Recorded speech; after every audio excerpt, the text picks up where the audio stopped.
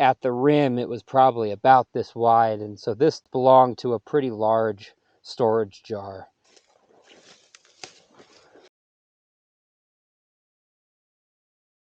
Again, you see that sheen on the surface. It's smooth to the touch.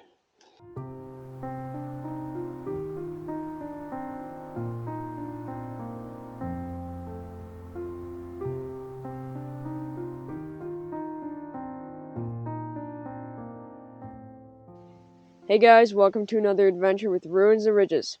Today, I invited my friend Kiowa here to help share his thoughts on a couple sites we're visiting today.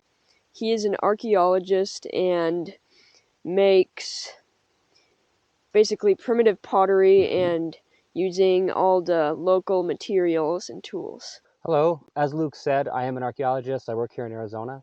My specialty is ceramics. We're going up to this Pueblo here today, and we're going to talk about what we find. Do you want to tell us the story of how you got into archaeology?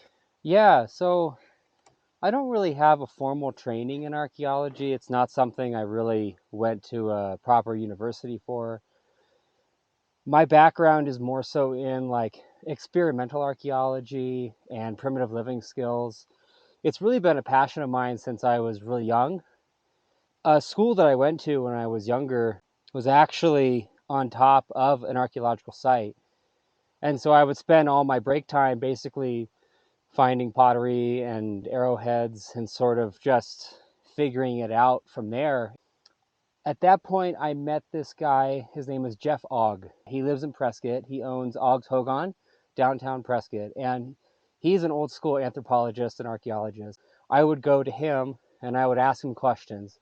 And he really helped kind of encourage me on the archaeology path. He would give me some really good pointers. And so I owe a lot to him for my whole start. And then throughout my life, I've done a lot of primitive living skills and actually doing the skills based around the archaeological knowledge. For example, I specialize in ceramics. Really got interested in ceramics about 10 years ago. I started making them and digging my own clays and finding my own paints and pigments. And it's just been a long journey from that point.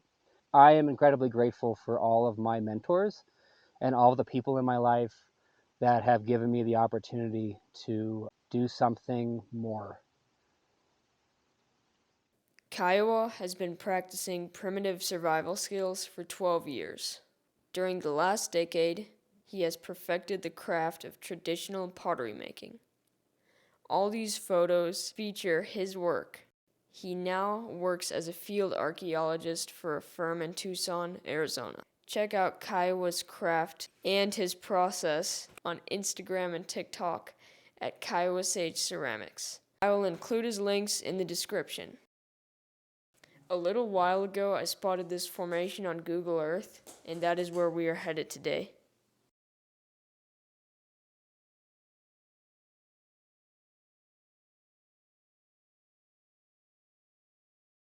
I am very excited to explore with Kiowa today and learn from him. We're headed up this steep slope to the Pueblo on top.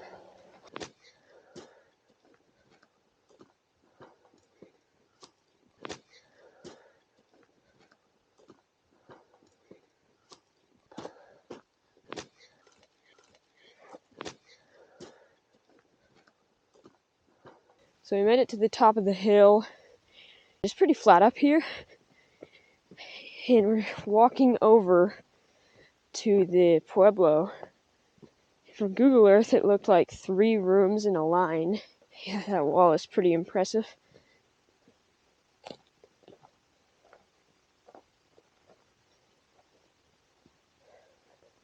It's built out of these volcanic rocks. I'm not exactly sure what kind of volcanic rock, kind of like basalt, but I'm not sure.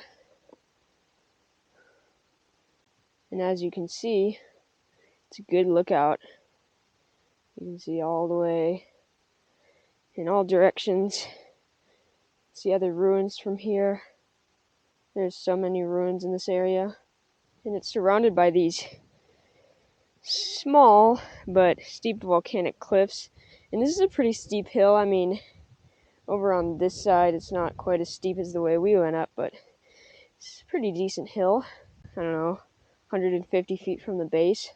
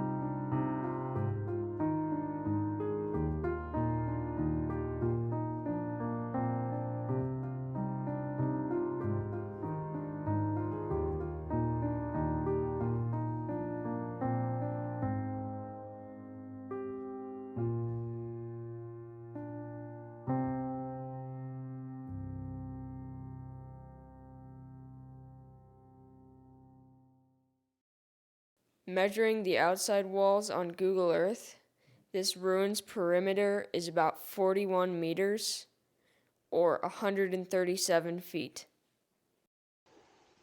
So, what do you think this site was used for? Was it like defensive, or do you think people lived here?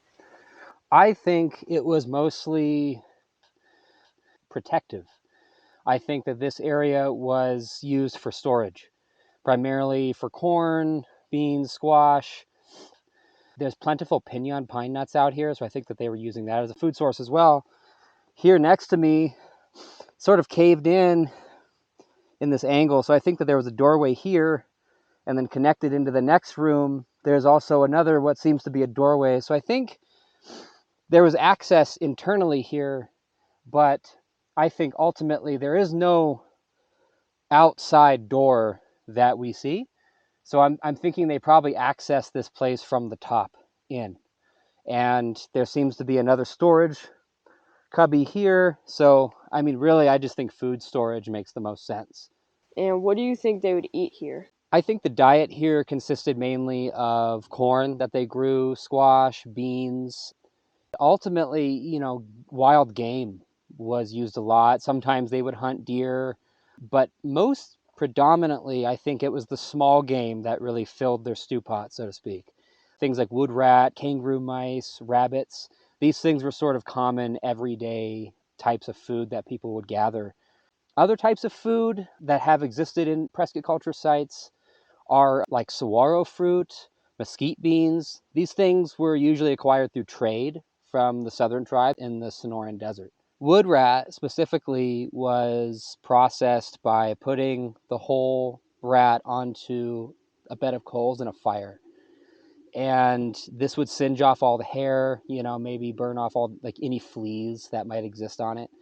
Then they would take that, they'd flesh it out completely, process it like any other animal, They would cook it up, and they would eat it like that, but sometimes what they would do is they would pound it up into this mush.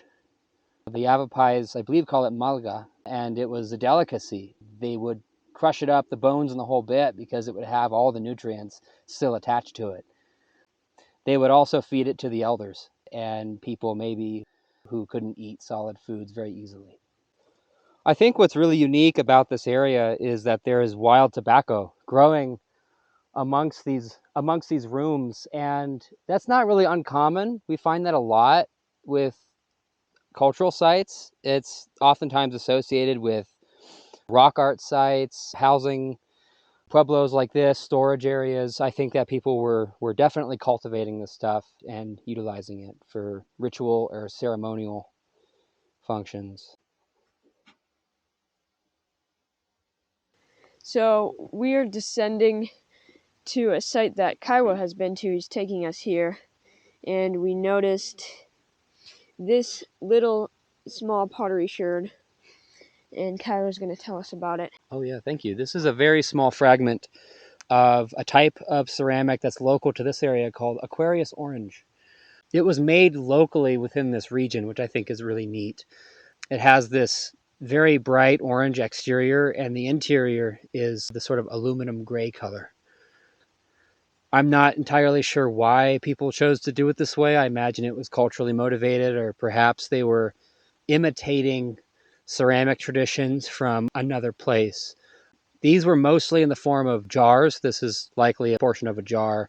Sometimes these are painted, other times they are not. It's sort of a play on Prescott grayware, which is another really common type in the area, because Prescott grayware was completely this sort of aluminum gray color. For whatever reason, they chose to have this sort of bi-chrome sort of effect to this. I'm just exploring in these rocks here, and I noticed a few larger pottery sherds.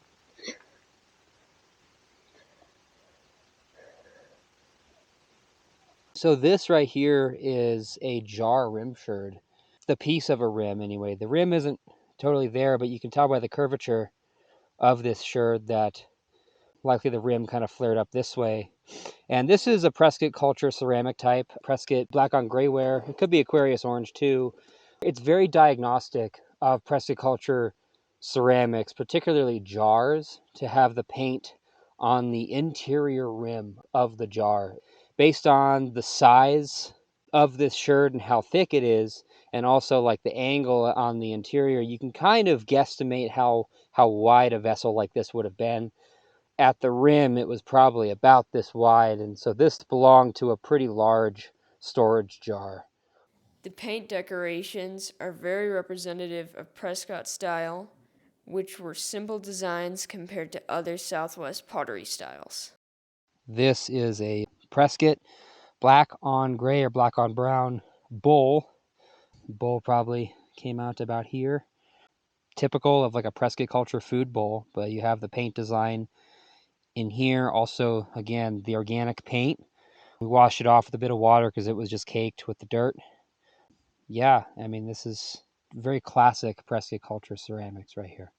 This black paint here, which was an organic paint, it was made from likely maybe sunflowers, mesquite beans if they traded from the south, or Rocky Mountain bee plant, which was most commonly used in ancestral Puebloan ceramics. And they would reduce the inside of these jars during the firing, and it would leave this carbon stain. And that's essentially how the black on white or black on gray tradition started in the realm of ceramics. So yeah, heading down from this storage place, and we're finding some pretty cool stuff already. So that's a good sign.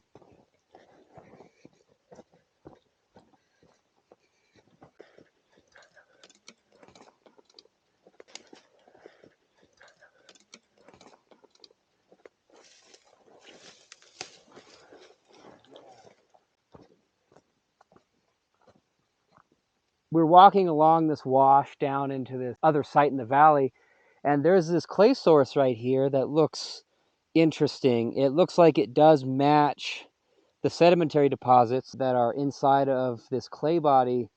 Looks like it matches the temper deposits that's inside the local ceramics.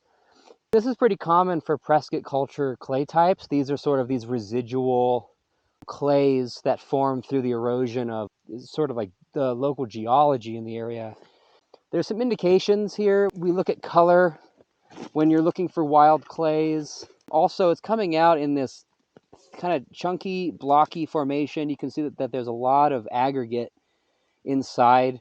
But when you're looking at the prehistoric Prescott culture ceramics, almost all of it has about 50% temper, sometimes even more, and they're in these thick chunks. So I'm thinking this kind of stuff would be worthwhile to harvest and to experiment with, and to see if actually, you can get close, at least from a naked eye, to see a sort of cultural match potentially of where potters were sourcing their clay deposits.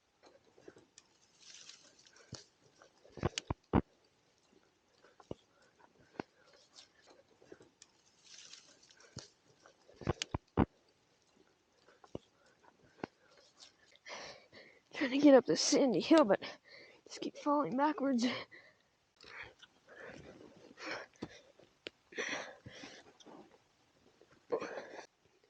We're just hiking along all these flat areas, and we're seeing lots of pottery sherds. And here, a couple pieces of Perkinsville jasper, kind of from around this area, but still brought in. That could have been flaked off. You can see clearly right there. At this site, we spotted hundreds of lithic pieces and potsherds, so it appears to have been a very well inhabited site.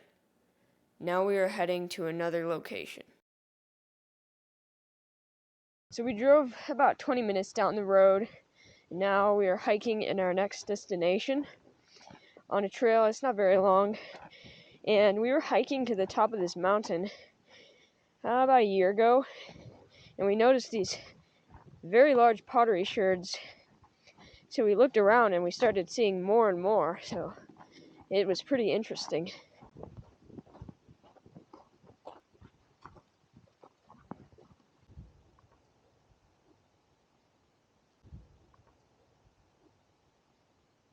So this is kind of a less obvious piece here. This is a grinding slick, which archaeologists call this stuff groundstone. To most people, this might just look like a rock, but if you look a little closer on the surface, you might be able to see a sheen along how the sun is hitting it here, and you can feel right there it's like very smooth. And that's one way to kind of determine if something has been used, or if there's use wear on something that can determine it as being groundstone. Nearby, there's also a fragment of a quartzite mono, and it's heavily worked on this side, a little bit less on this side. This edge here was sort of the working end of it. This is kind of the stuff that you find out here, these little clues. Adjacent to it is this scraping tool, whatever it may be, but it's made out of basalt. These microflakes have been taken off pretty much around it. The bottom is flat. I sort of see these tools as being scraper tools of some kind, processing agave or maybe scraping an animal hide. We are approaching the site where we saw all the pottery sherds about a year ago, maybe a little longer. And again, we were climbing this mountain, so we were kind of rushing. We didn't have too much time to look. Now we're going to have a more in-depth look at what was going on here. We found the same spot that we were thinking of earlier, and there's just so much pottery here.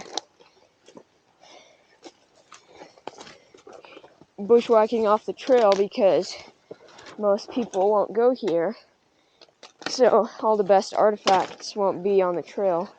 Just an example, this is the same kind of style. A lot of the same sherds are like the same color. In this one little area, for some reason, there's tons of small sherds. Like, all of these things that look like rocks are sherds of pottery. Like, they're just everywhere.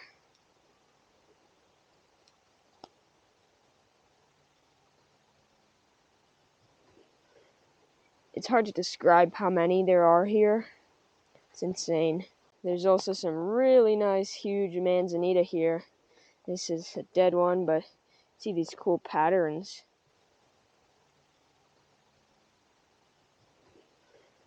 Here's another example of a metate fragment. It's could have been a grinding slick. Again, you see that sheen on the surface. It's smooth to the touch. It's very different from the opposite end. People were definitely doing some type of food procurement here. So this right here is a hammerstone. You see battering on the ends. You see battering, especially a lot of use wear along these edge lines here, which usually come out to be a lighter color than the actual mother rock. It has a good density, so people were using this for, activities like flint knapping and basic tool making.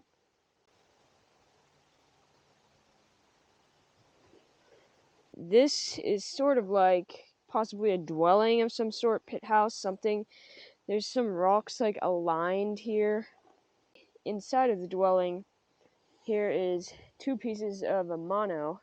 It's fractured right down the center here. Now you can see that's very smooth. And same thing, shines in the sun on the wear marks. This is the same kind of thing, very flat and smooth on that side. And then this could have been sort of like a metate, a flat grinding stone. Same thing, smooth. This is pretty smooth on this side, but this side is even smoother. Just more evidence that people lived here. Okay, I just found this dwelling here. You can see that's clearly a wall there. Then it extends there, kind of like a rectangle, square shape. Also over here, in the dwelling, you can see wall on the other side. So there's walls on all sides of this. So this creates a dwelling. It's extremely overgrown, like hardly visible. There's sort of this big manzanita growing out of this feature here. This feature has a decent amount of depth. Cool sherds, because this one is the rim of a pot or bowl. Same with this. This is a new type of ceramic. This is San Francisco Mountain Grayware. This is really common, particularly with slightly later sites. This comes from the San Francisco Mountain area. It makes a lot of sense because we have these rock structures here, this kind of indicative of a later time period. So that's pretty cool stuff. This was traded from many, many miles away.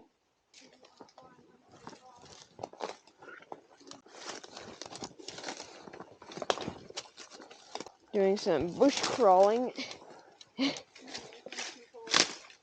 Such a nice peaceful area. The big sharp-shaped mountain is what we climbed when we noticed this site.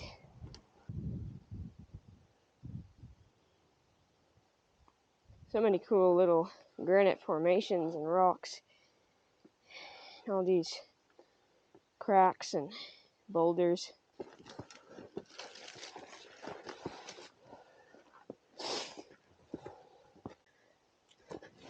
Here's a super cool balanced rock.